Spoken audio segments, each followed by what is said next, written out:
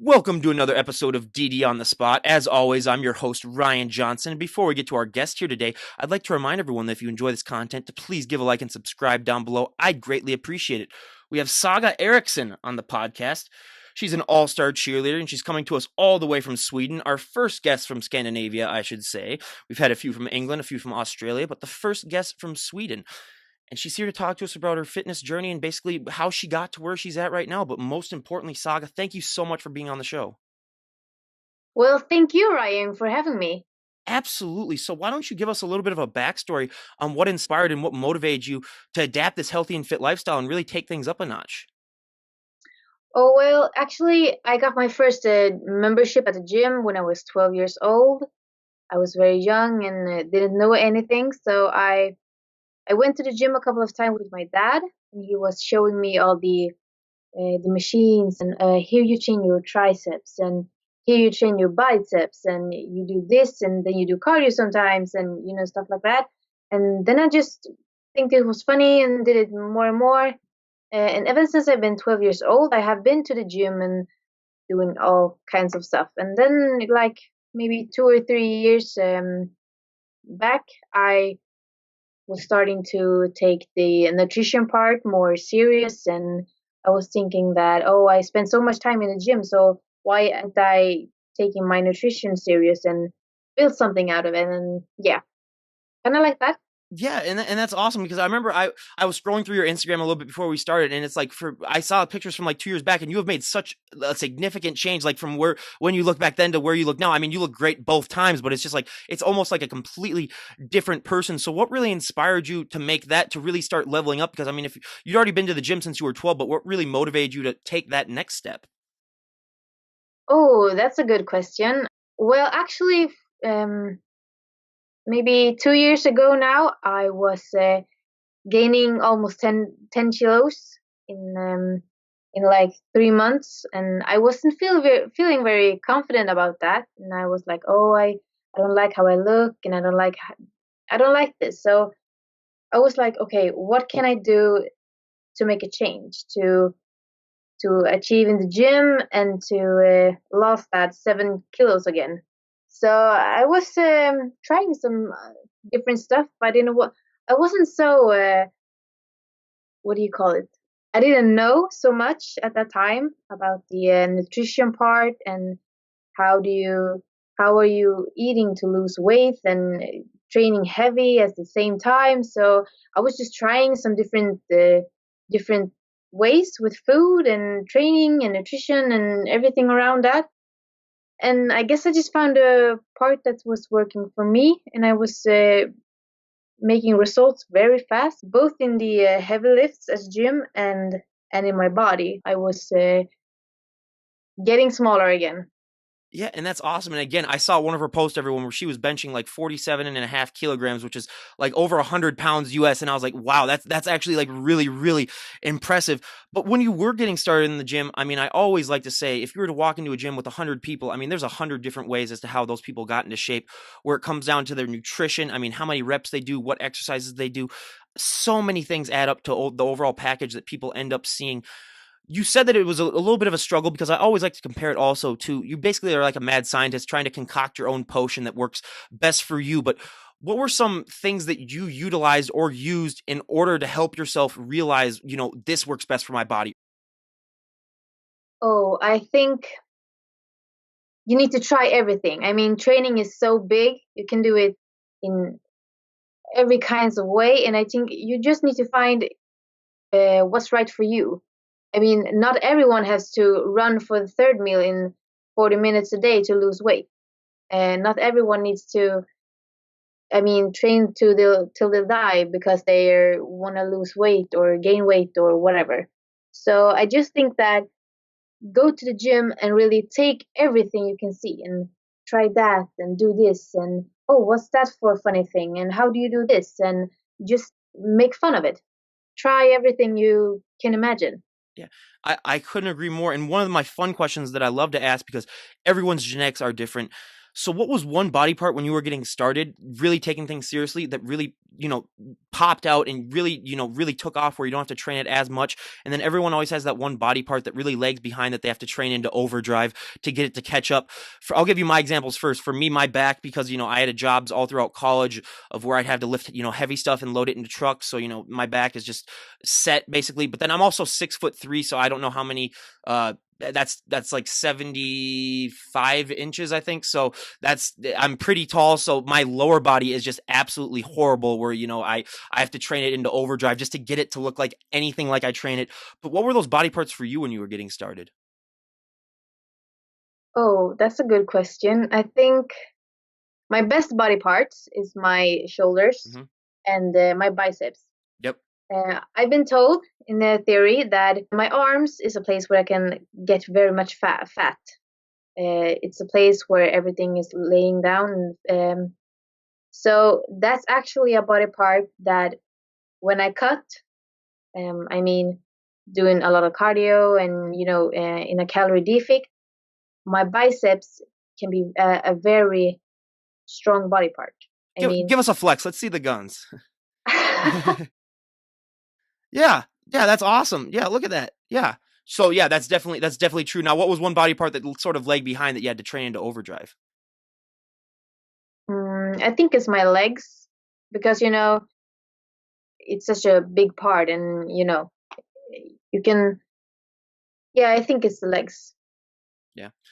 Do you think that your background also in cheerleading and being a cheerleader really helped you develop things more quickly? Because being a cheerleader, I mean, you have to be very active and you work a lot of certain muscle groups as well.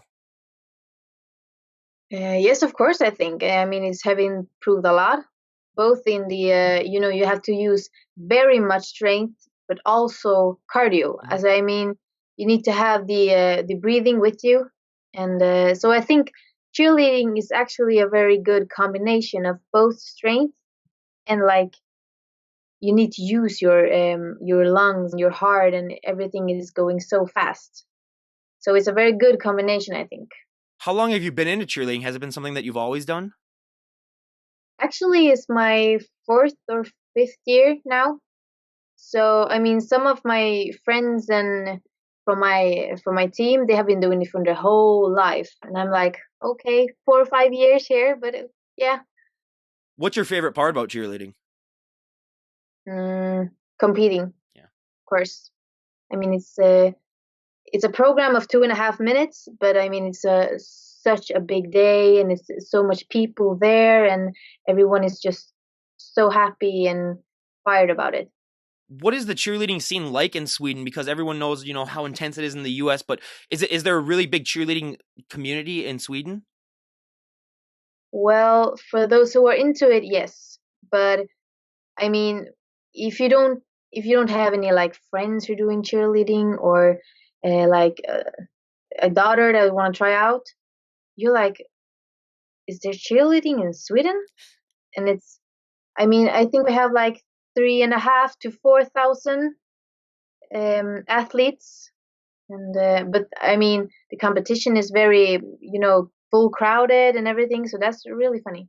Yeah, and that's awesome just to see that cheerleading has taken off in other countries. And what is the health and fitness scene like in Sweden? Because we had a Swedish bodybuilder on, and he was talking about how bodybuilding isn't really that popular in Sweden.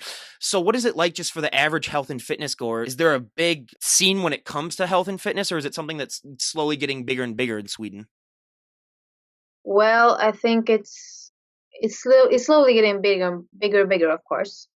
And I think that in Sweden you have like bikini fitness, okay? So everyone can compete. You just need a bikini and the good look, and then you're in. But I mean, like the actual fitness with, I mean, nutrition and going to the gym every single day and always have a mindset and always caring about your food and your intake and everything around that. That's not so big here in Sweden. I mean, not everyone is having not everyone is understanding the thing around, eating that sort of food with that sort of training and, stuff like that. The more complicated stuff, you can say. Yeah, it's just great to see it slowly evolving though, because I remember, and the guest that I had on was almost a year ago. It was one of my first ever guests. He was just talking about that, and it just, I mean, I've been following some Instagram people from Sweden, and it looks like, it's slowly getting bigger and bigger. But when you were getting started in the gym, what was the biggest nutrition change that you had to make? What was your diet like before you really got healthy, and how has that changed? Oh, I think it's the sugar, because I mean the sugar part is bigger than you think, because before I was like 100% percent serious. I was just like, okay, I won't eat any white sugar. So I was without sugar for like 3 years. And I think that because, as you know, if you don't eat sugar, you don't get the craving. I mean, I'm not feeling that, oh, I really want that candy, or no, because I haven't been eating white sugar since like last autumn, and it's, then I don't feel the craving. And so I think that was the first and the biggest step, because that's kind of like easy when you're getting into it. But then it was like, okay, maybe some smaller meals, or maybe less carbs this day, or maybe more carbs that day, or yeah. So at first, actually, I was cutting all the carbs during the day. I mean, I was thinking that, okay, a good breakfast, and then no carbs, no carbs, and then a good dinner after training, and then some little small meal in the night. So yeah, as I told you before, you have to try out everything and find what's perfect for your body. I mean, yeah, I couldn't agree more. And yeah, sugars is another huge thing that really so many people don't realize, how, yeah, it may give you a little rush and it may help you, especially if you're sleepy, but there are just so many bad things that can come to it as well. But just like keep it in moderation, I think is one thing that I can say for everyone. But don't go completely cold turkey. Just slowly wean it down. It's one of the best things that I've done. I mean, I still, I work nights. So I mean, sometimes, you got to have a 5 hour energy every once in a while and get a little bit of a sugar rush just in order to stay awake. But also being in Sweden, where, I mean, just like Minnesota, you have a wide variety of seasons. I mean, you can get some really cold winters, some nice hot summers. Do you like to utilize the outdoors a lot in your training, or are you more of just go to the gym, go inside? Actually, both. For example, I love running, and running outside is so. It's not that I can feel so tired afterwards, or I mean, it's just the fresh air, and being outside and just take all the inputs you get from the nature. I mean, standing on a third meal and running in the woods, what's the best for your body? Like seeing the nature and feeling the fresh air and everything. So yeah, I actually like the outdoor life, like walking in the woods and just go for a nice walk and stuff like that. But also, I like the gym. I mean, you have all the equipment, and you can like you can just be in your bubble a little easier. And outside in the nature is like, oh, the the woods, the trees are so beautiful, and the birds are singing, and Yeah. you're feeling the ground under your feet. Yeah, I go on bike rides too, and I have a lot of nature trails right around where I live too. So I cannot agree with you more. You just feel so much better just being outside and breathing that fresh air too. It's something that, I mean, I highly recommend. But we talked about this a little bit before too, where you decided that you not wanted to compete in a show, and a lot of people, they take one look at you and they're like, oh, why wouldn't she compete in a show? Look at that, she looks like she could compete. So what has been your decision why that you've chosen not to pursue a career in bodybuilding?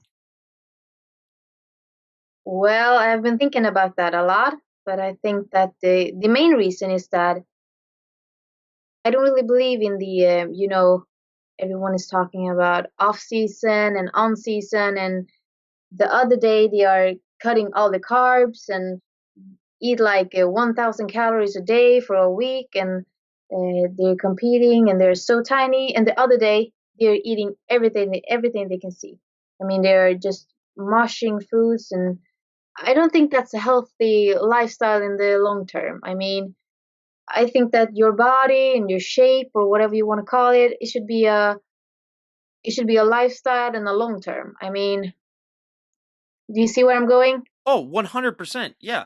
Because Yeah. a lot of times, like one of the big questions I like to ask the bodybuilders I have on is that people don't realize that look that they put on stage, they're not going to keep that look because they've just dieted down to the extreme and they've cut out, their water and all this other things.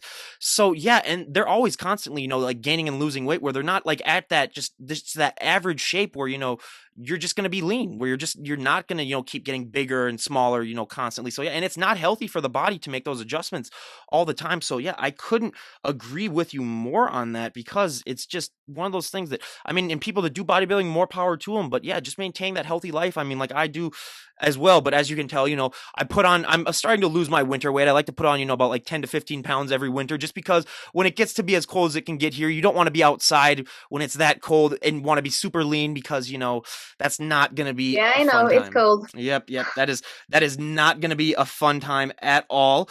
But one of the biggest myths and stereotypes that I love to bust on this podcast, and we were talking about this also before we started, and it's my favorite of all time because I ask this for every single guest, but it's gotten better the last 5 years on Instagram. But there are still so many women that have that fear where if they go into the gym and they, do one bicep curl, they do one push up or pull up, and they're just going to gain, 50 pounds or how many kilograms that translates to of muscle overnight.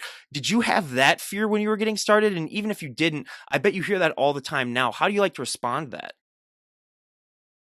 Oh well, at first I was not afraid. I was like, oh, I want to deadlift and I want to do biceps and I want to do my big shoulders in the gym because I was actually hanging out with a lot of guys when I was younger. I have a lot of male friends, and I don't know. I was like, yeah, let's go biceps, and yeah, let's do some shoulders, and. And so I was not like afraid to get bulky or something. And actually today, um, in my like gym area and friends and everything that they just like, oh hell yeah, I love training biceps. I love doing chest. I love doing heavy bench press and the upper body parts that girls are afraid of, and. So I just think that when you're unknowing, when you don't know, you don't have that all the information and how do you build muscles and everything that, then you just think that, oh, I'm gonna get so big. Yeah. Like if I eat one chicken and do one gym session, I'm gonna be like Arnold. Yeah. No, you don't. Unfortunately, that's not true. I was going to say, if that is true, sign me up. I'll do whatever you're doing. I'll pay you whatever amount of money you want to be my Same here. coach. Same here. Yeah, absolutely, 100%. I always like to tell the story of when I was, getting in shape.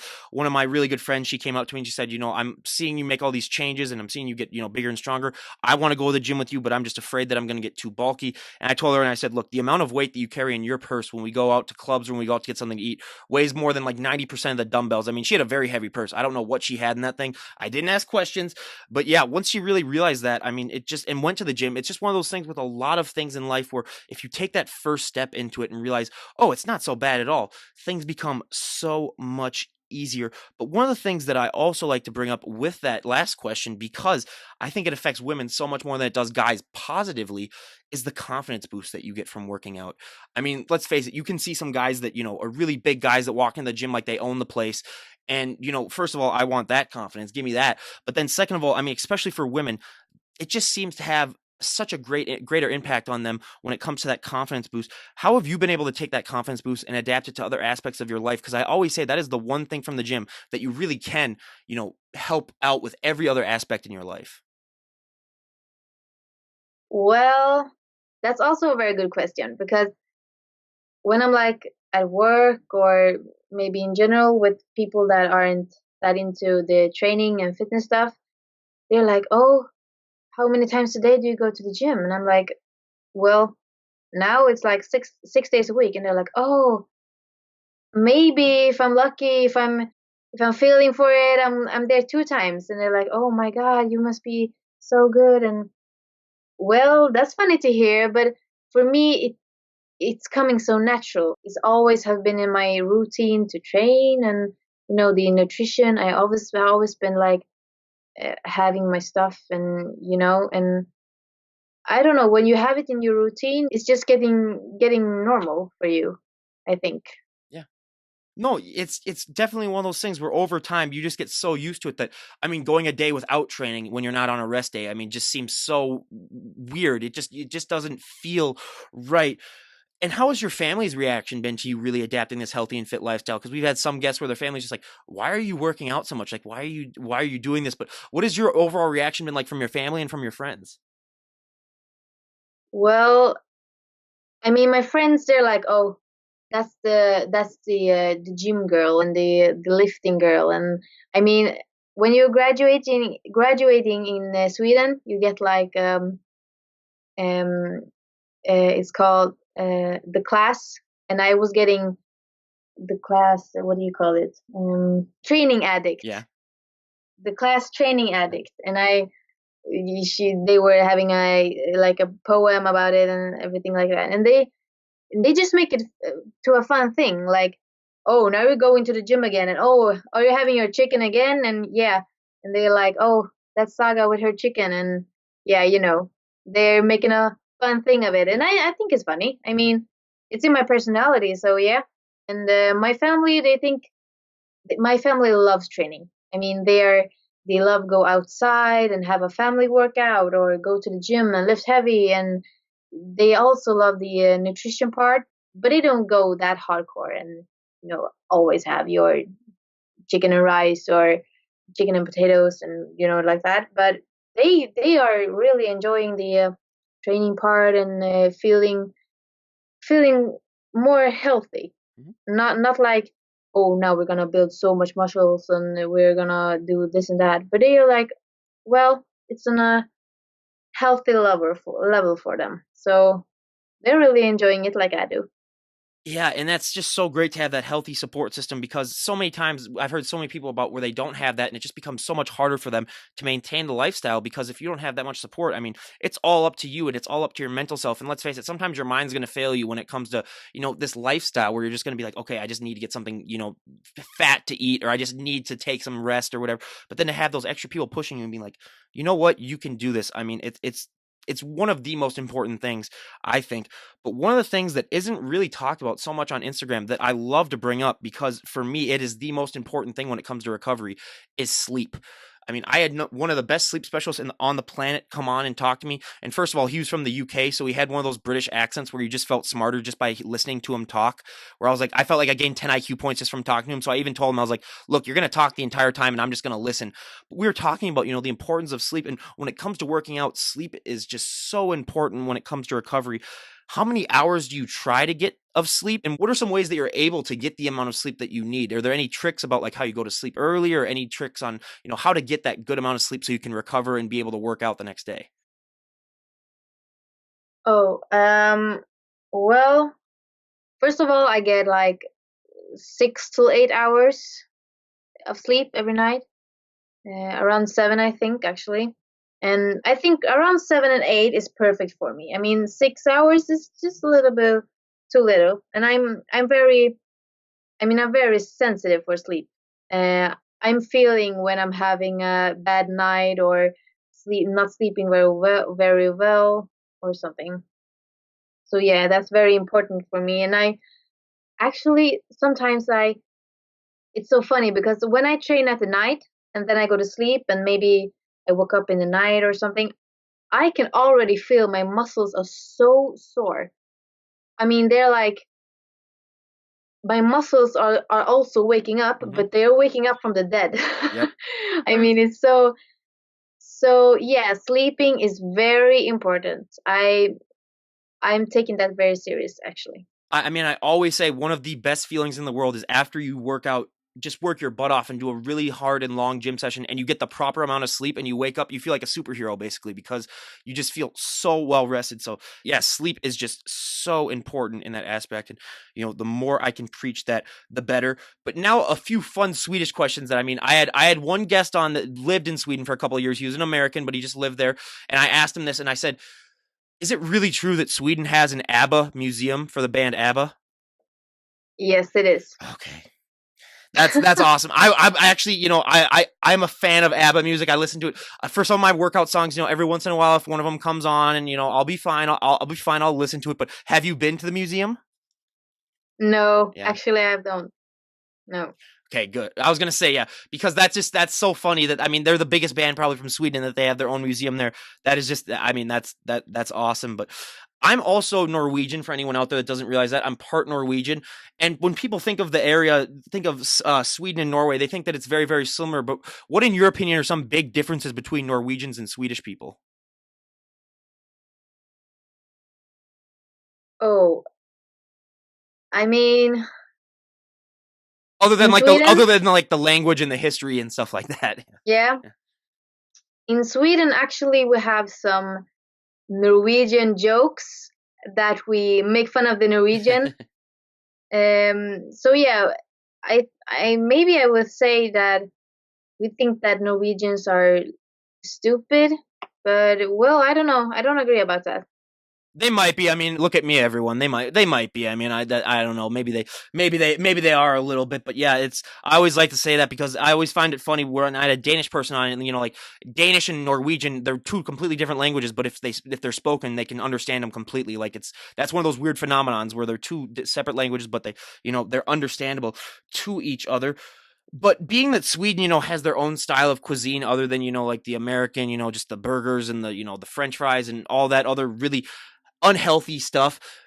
Has it been hard for you to find the proper nutrition when it comes down to the Scandinavian diet? Because a lot of people don't realize I've watched, well, this is just from my experience watching Scandinavian cooking shows and watching other TVs, but a lot of it is fish up there. A lot of it is, not really typical like potatoes, really, like a lot of stuff that you grow. A lot of it is more from, other areas. Was it hard for you to find that nutrition, that right amount of like protein that you need in order to keep healthy and to keep growing? No, actually, no. To stay like healthy and have your nutrition in Sweden, it's very easy.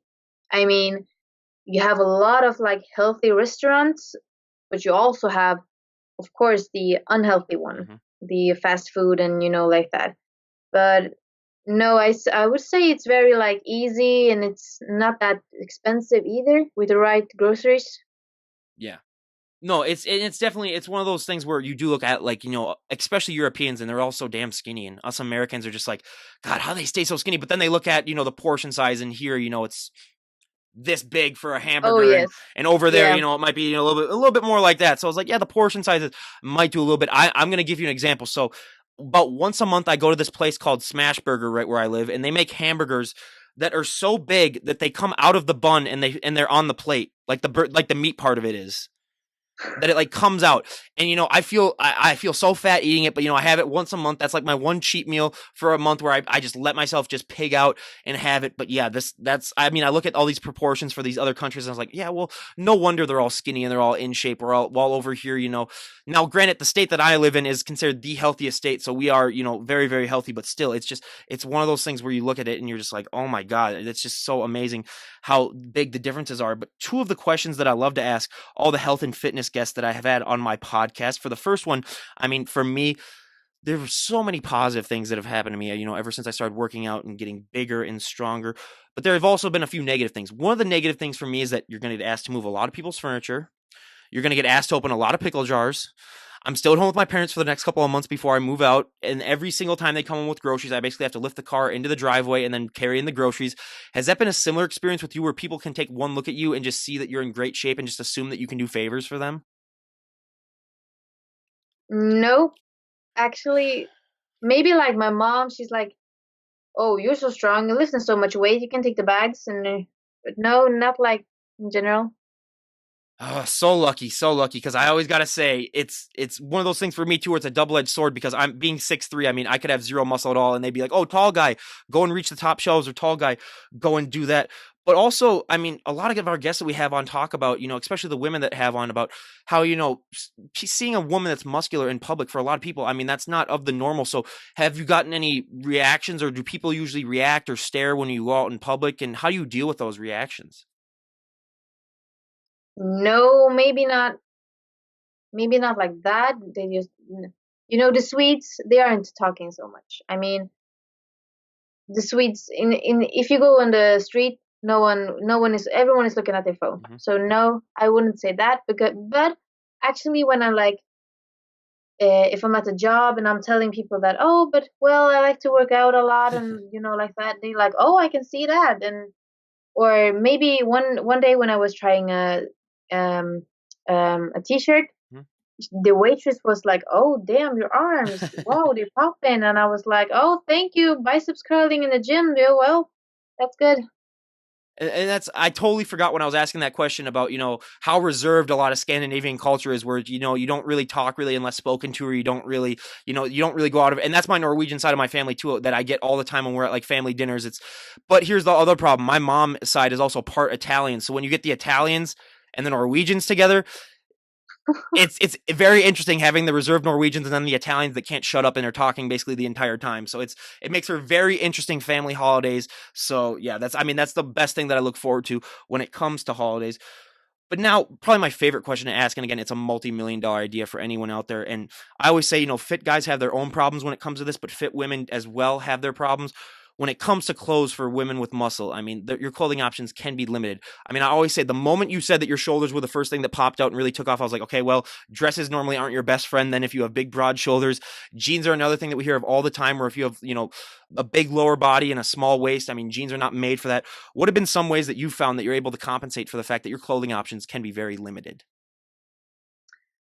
Oh, well, actually, I think that if I'm having hard trouble finding clothes, it's maybe like because I'm so short and all the clothes are made for tall and skinny girls. So it's like, oh, these jeans are perfect for my legs, but they are too short, or they don't go up of my bum, or yeah, they are too big in the stomach part. Mhm.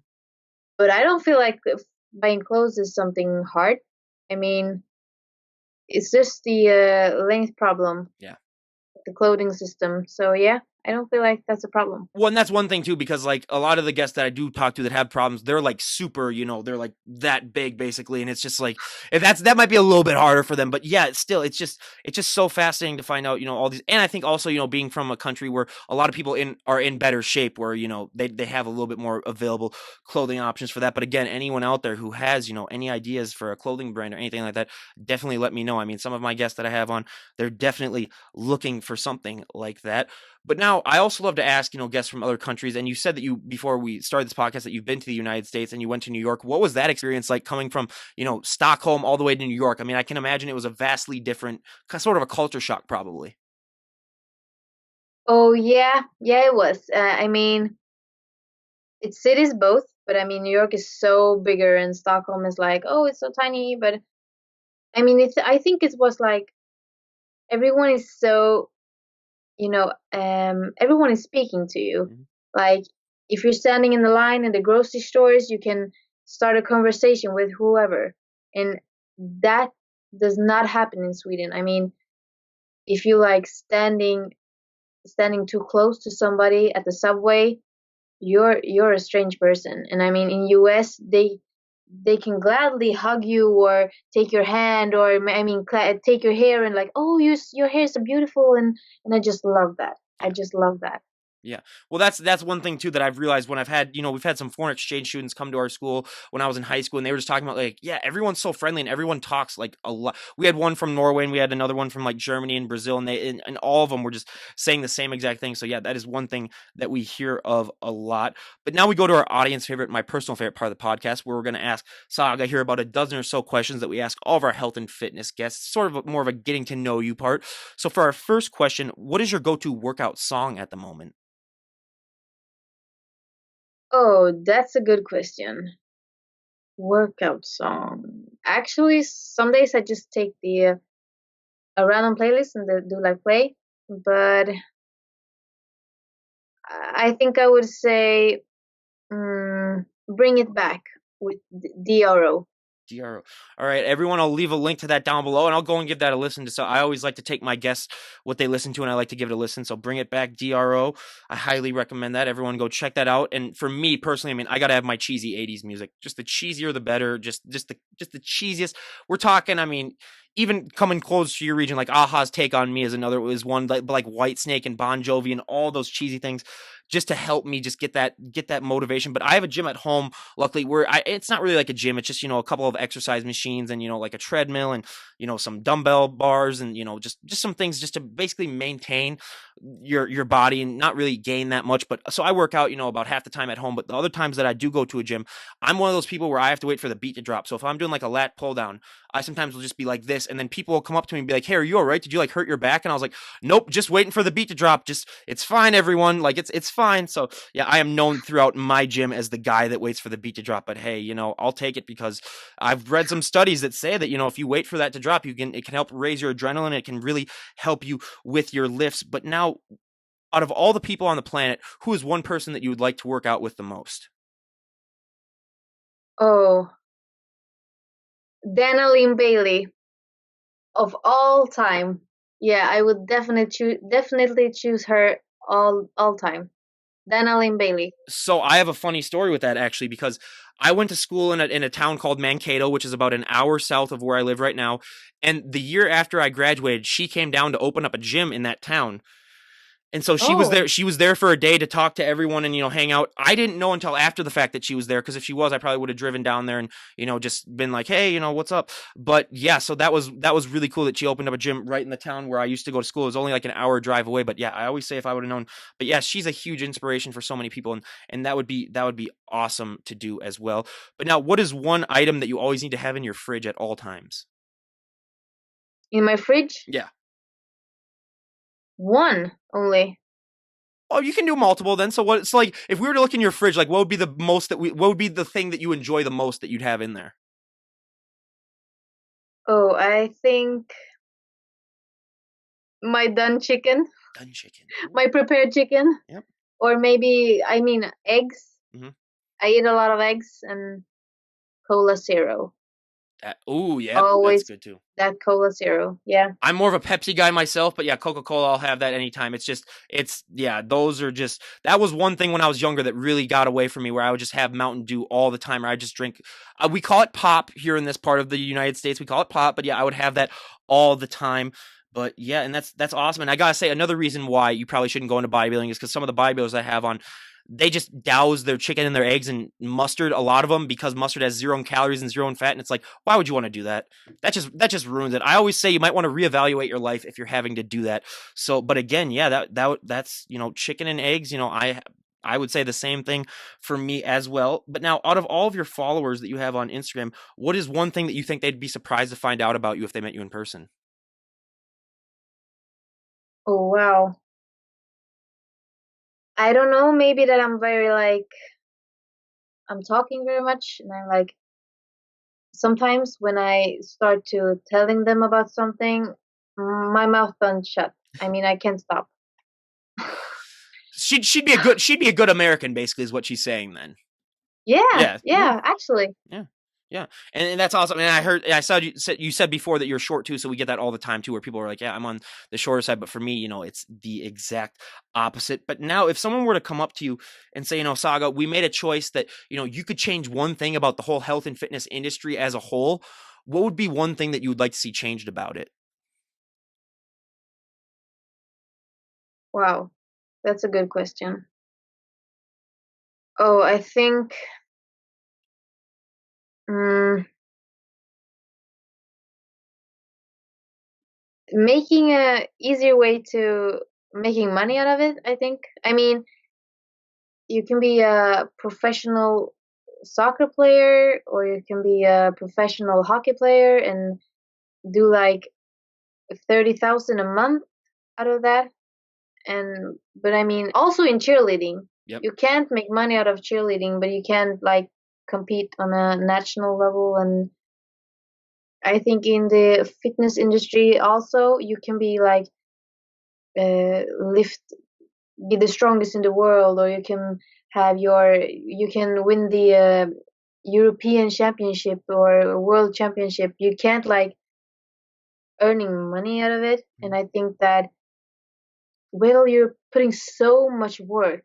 I mean, it's not the gym, it's home, it's when you're sleeping, it's when you're you're like all your life around, like in your training and nutrition and stuff. So I think that it's more fair Mhm. than to have like a salary for a professional bodybuilder or someone that's very good at football, because they're going to their training and they are having their team and their matches and stuff like that. But someone who's competing, they're having their gym sessions and their food, but it's, I mean, it's 24 hours a Yeah. day. It's no waste. I couldn't agree more, and it's way more inspiring too to see people, make those changes to their body. I mean, I couldn't agree more with that. Where I think there definitely needs to be some way, that they can make more money, because a lot of these people that we talk to, I mean, they don't make money. They spend too much. They spend more than they make. So it's just it that can be really, really frustrating. And yeah, I mean, I understand that completely, and I honestly wish to God, honestly too, that they would do that as well. But now, going off the questionnaire for a second, because I forgot to ask you this question, but how has, getting in shape and, getting bigger and stronger, how has that impacted your cheerleading? Oh, well, when you're doing gymnastics, Mhm, you have to have like a very good ground strength. mhm, And I think that, as I told you before, I was gaining almost 10 kilos in 3 months. mhm. And I mean, that really improved in my gymnastics. I was heavier, and then I couldn't do my gymnastic as good as I could before. But on the other side, maybe I was a greater base. My position is base, so yeah, because I was more, I don't know, steady or stronger. But it's a different aspects, and if you're getting bigger, maybe your gymnastics will get bad, and then yeah, but you will get stronger, and so it's very many aspects in that. But well, yeah, I always think that is weight training is good because you're getting stronger to the sport.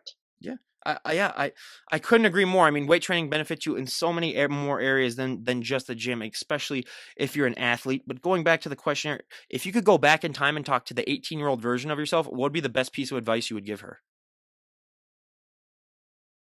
Wow. Maybe that life is long, so take it easy. I mean, I think that when you're young, you're you don't look forward. You're just looking like, oh, I need to be my best now, and I need to, I need to have this shape now. And oh, when I'm now, I'm more like, okay, so how do I want to be when I'm 25 or 30, or see the more long term. Yeah, I couldn't agree more. And I'm gonna be 25 in about 2 months. So yeah, I'll let you know how that goes to that. We'll see. But now, if we were to talk to you a year from today, where would you like to be at in your life? Where would you like to be at in, your health and fitness journey? Where would you like to be at in your, your career? Where would you like to be at if we were to talk a year from today? Oh, that's good. Actually, I think I want to work abroad. Hmm. I don't know where yet, but yeah, somewhere else, and then Sweden. I'm pretty tired of it. And of course, I want to work with something that I love. I mean, the salary doesn't matter, just that I love my work. I have been taught that the hard way, I can tell. So yeah, something that I love, and I love working with people, like sales or training or whatever, and working with something that I love. And I want to have a physique that I'm satisfying with by myself,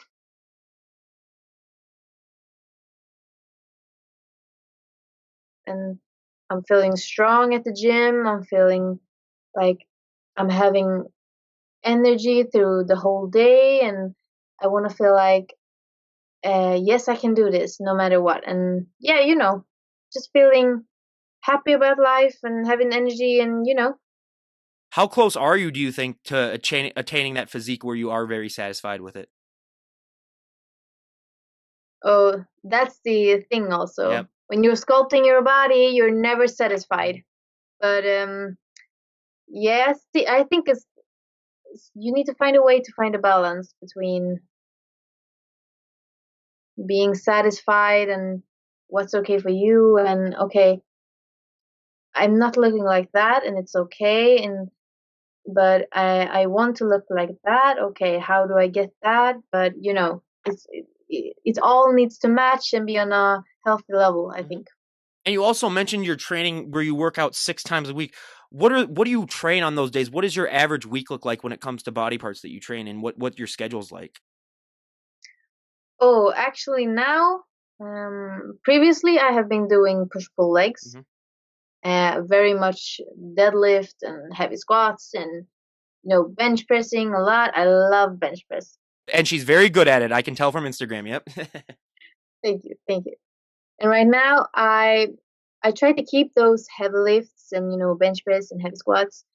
But I have been meshing around my schedule a little bit, so I have like legs 3 times a week, and I have upper body 3 times a week.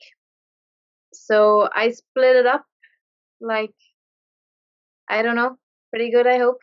I Yeah. will see. No, yeah, and As I obvious told you before, I'm trying what's working for yeah. me, and yeah, Yeah. Oh, yeah, it's always ever evolving, and plus, once you don't wanna hit that plateau where if you work out the same thing, all the time or you work out the same style, you always gotta mix and mash it, and that's definitely a huge thing in and of itself as well, just to realize that. But going back to our last question of the questionnaire, so is there anyone that you'd like to give a shout out to?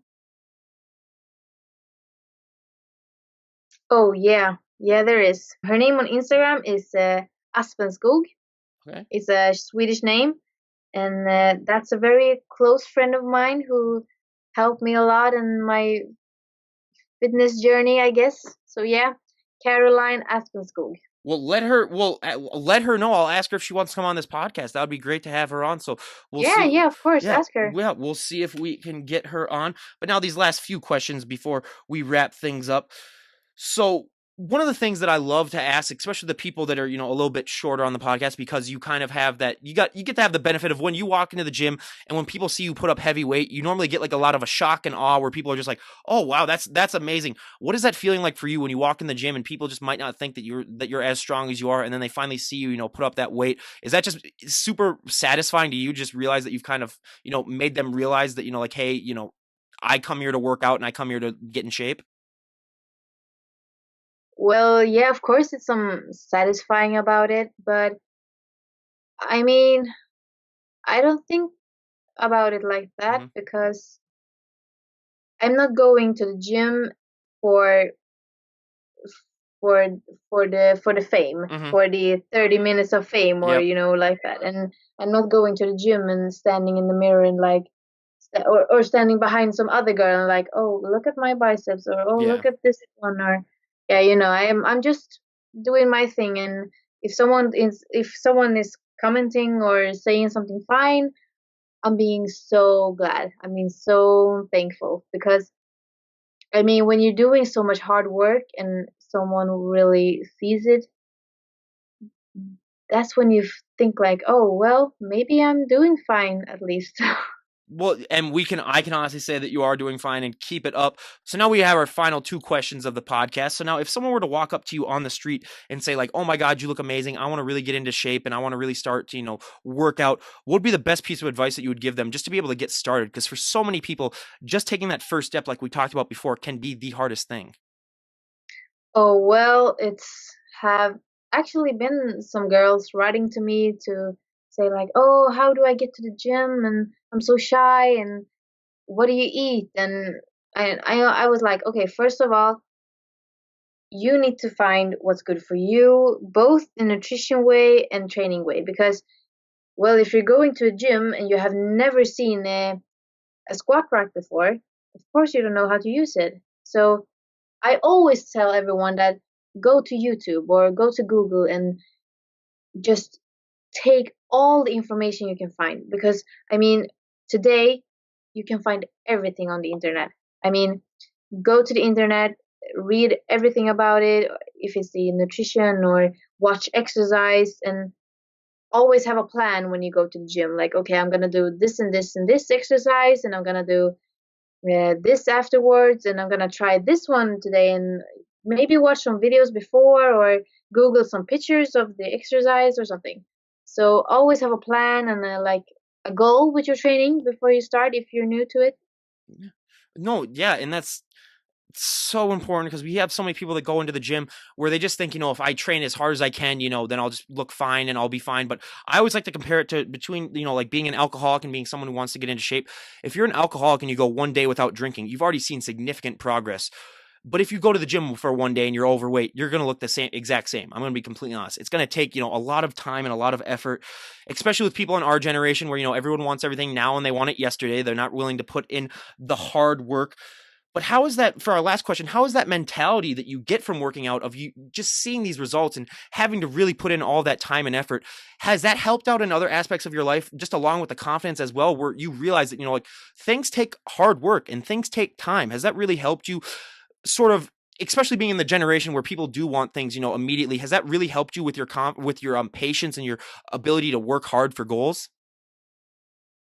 Yes, I think. I mean, actually, when it comes to like work, that okay, with training, you need to go to the gym, you need to do your sessions, you need to eat your food, you need to put the clock to do this and that. And I think it's a little bit the same at a job. You need to do this and that, even though it's funny or not. So yeah, I think it's helped me a lot. Yeah, and I mean, I couldn't agree more. And now to end this, we're gonna embarrass everyone again. Could you give us a front double bicep really quick, and then we'll just say, "Come on, you guys, that's ridiculous." Here, okay, hang on. Yep. Oh yeah, just hold that for a second. Really, I mean, everyone, that's not even fair. So yeah, I mean, everyone, go and give Saga a follow. I highly, highly recommend it. I'll leave a link to all of her stuff down below. And again, you guys, we cannot thank her enough for coming on. I mean, there's been a big difference in our time zones. So she's about 7 hours ahead of us. So again, everyone, we cannot thank you enough for coming on. And Saga, have a great day, first of all, and we wish you nothing but the best in all of your journeys. Oh, thank you so much, Ryan. A- Thank you. Absolutely. So again, you guys, this is Ryan Johnson, DD on the spot, signing out. Have a great day, everyone.